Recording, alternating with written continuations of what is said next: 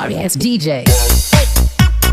Oke, kita hari ini akan ngebahas soal versi anak-anak 80-an dan zaman era digital. Oke, assalamualaikum warahmatullahi wabarakatuh. Hari ini salam sehat bagi kita semua, mudah-mudahan kita dilindungi oleh Allah.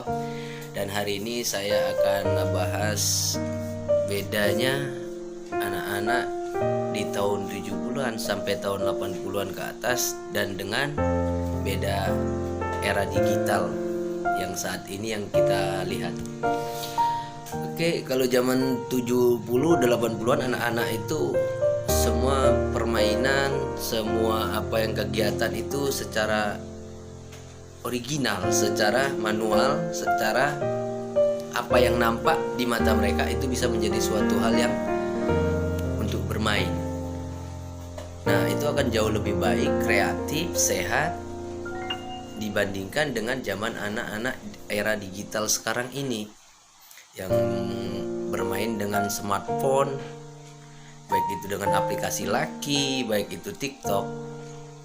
Di situ mungkin ya ada nilai positifnya, yaitu bagaimana melatih mental pada mereka, tapi banyak mudorotnya, yaitu banyak negatifnya.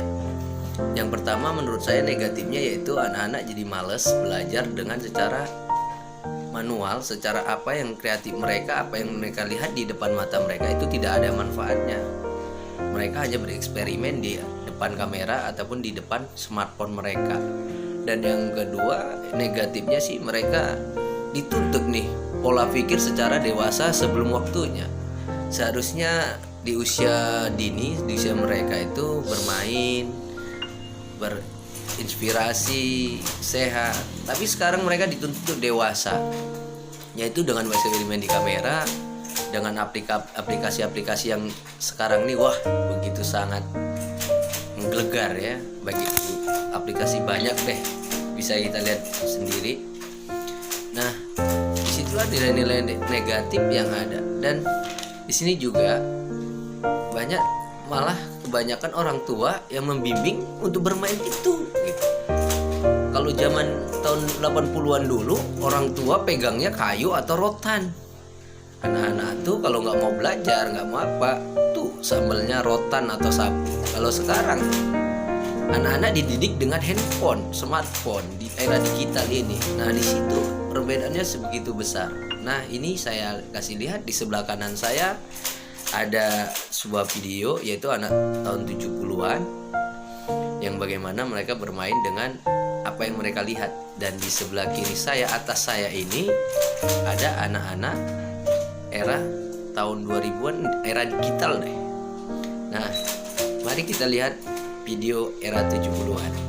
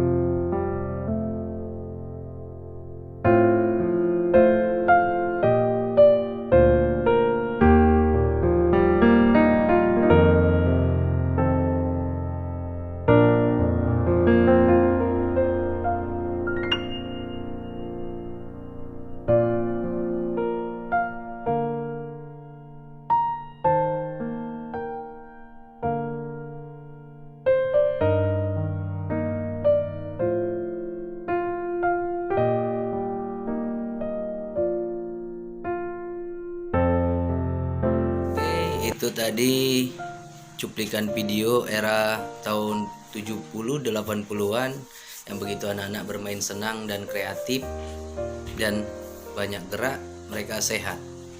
Oke, kita lihat cuplikan yang kedua, era medsos digital yang saat ini.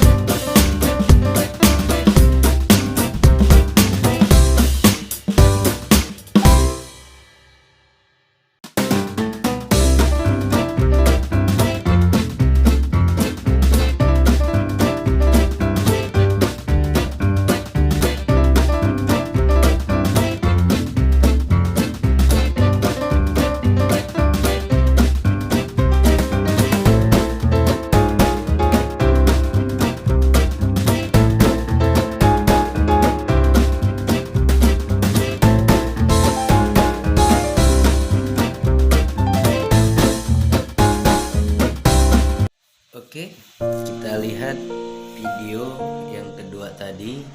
Mungkin ada dua video di zaman era digital medsos ini. Video yang pertama tuh banyak mudaratnya, banyak negatifnya sih. Karena orang tua di situ bermain banyak kan yang kurang ajar anak-anaknya.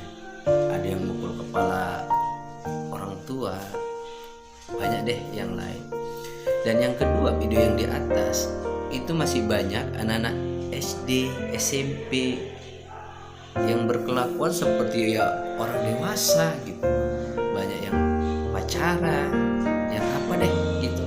Apa secara akal logika di usia mereka itu harusnya dididik sopan, santun kepada orang tua. Nah, ini video ini malah bermain di medsos itu banyak yang kurang ajar sama orang tua. Dan video yang kedua, yang anak SMP, anak SD, ya ada juga anak SMA itu yang berpacaran.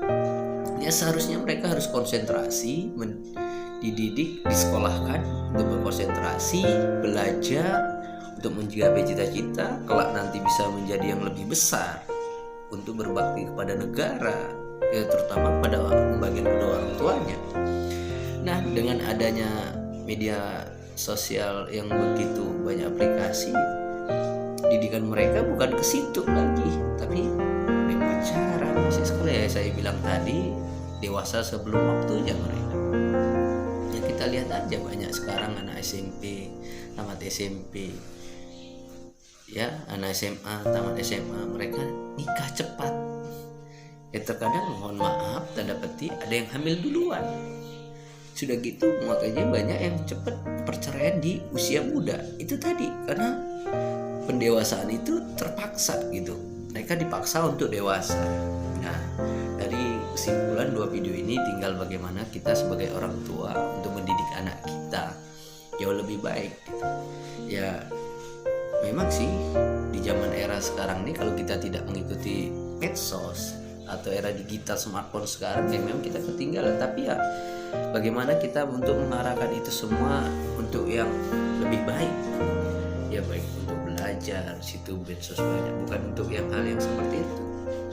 Ya pesan saya dari mungkin banyak kesalahan ya saya pribadi mohon maaf. Dan mungkin kalau suka dengan video saya, oke, bisa like, share, dan subscribe, bunyikan notifikasinya untuk ini, dan komen. Mungkin bisa untuk bagi inspirasi saya untuk video-video ke depan. Oke, terima kasih. Assalamualaikum warahmatullahi wabarakatuh.